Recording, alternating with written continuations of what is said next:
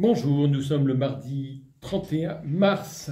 La liturgie de la parole nous invite à méditer sur le Christ, sur Dieu dans l'Ancien Testament, à travers la première lecture, et leur relation avec les hommes qui sont bénéficiaires des bienfaits de Dieu. Dans la première lecture, on voit ce peuple qui était réduit en esclavage, qui souffrait de cet esclavage et qui a été sorti, qui a été libéré par Dieu. Et bien voilà que ce peuple récrimine, car tout ne va pas comme il voudrait. Il récrimine parce que ce peuple sait mieux ce que Dieu devrait faire, c'est mieux ce que Dieu devrait dire, c'est mieux qui est Dieu que Dieu lui-même, certainement. Cela nous renvoie peut-être nous-mêmes à notre propre façon de nous situer vis-à-vis de Dieu, à ne pas forcément accepter tout de lui et à le faire à notre image, à notre ressemblance, plutôt que de se recevoir comme étant nous-mêmes créés à l'image et la ressemblance de Dieu. Alors ce peuple récrimine et cela finit par aboutir à la mort. Quand on récrimine contre Dieu, on se sépare de Dieu, on coupe avec Dieu. Et voilà que ces hommes font l'expérience de la mort à travers ces serpents qui, en les mordant, eh bien, les tuent. Ils se tournent vers Moïse quand même, celui qui a été choisi par Dieu. Et voilà que Moïse, eh bien voilà, érige un mât avec un serpent de bronze. Et qui regarde le serpent de bronze, eh bien, sera sauvé et aura la vie. C'est une annonce de la croix.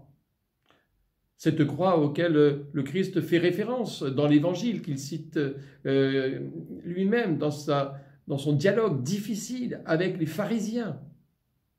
Je serai élevé de terre, j'attirerai à moi tous les hommes. Alors voilà encore une fois une relation difficile entre Dieu à travers Jésus et les hommes, et notamment essentiellement les pharisiens. C'est un dialogue serré, un dialogue contradictoire, un dialogue où on sent d'une certaine manière une mauvaise volonté. Jésus affirme que sans lui, on meurt dans notre péché. Sans Dieu, sans le Christ, on meurt dans notre péché. Alors le Seigneur invite ensuite à croire, sinon c'est la mort. Cela n'est pas sans rappeler le dialogue entre Marthe et Marie. Ils sont sourds, ils sont incrédules, ils sont aveugles. Et ils vont finir par dire à Jésus une fois encore, « Mais toi, qui es-tu » Cela va donner à Jésus l'occasion de dire « Moi, je suis ». Cette théophanie, c'est-à-dire une manifestation de Dieu, qui n'est pas sans rappeler bien l'épisode du buisson ardent. Mais que dirais-je de celui qui me parle? Qui es-tu? Je suis. Alors, Saint Jean est le seul évangéliste à employer cette dénomination pour Jésus. Une dénomination qui, parfois, est avec des compléments. Je suis le pain de la vie, la lumière du monde, je suis la porte, je suis le bon berger, je suis la résurrection, je suis le chemin, la vérité et la vie. Et cette fois, Saint Jean cite ce Jésus qui se manifeste comme étant je suis. Cette fois, avant qu'Abraham ait existé, moi, je suis, dira Jésus. Alors Jésus, par ce je suis, fait référence, certes, au buisson ardent, mais fait référence à son union très proche, de proximité avec son Père. Je suis, et je ne fais rien de moi-même. Je suis. Je dis tout ce que le Père m'a enseigné.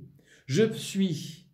Père et moi, nous sommes ensemble, nous sommes unis, et je réalise les œuvres du Père. Beaucoup crurent en lui. Alors, nous sommes invités, nous aussi, frères et sœurs, en ce mardi de la 5e semaine du temps du carême, à nous positionner vis-à-vis de Dieu.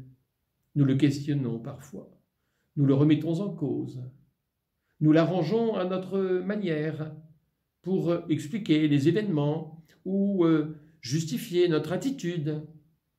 Peut-être qu'il nous faut nous laisser bousculés par cette théophanie de Jésus.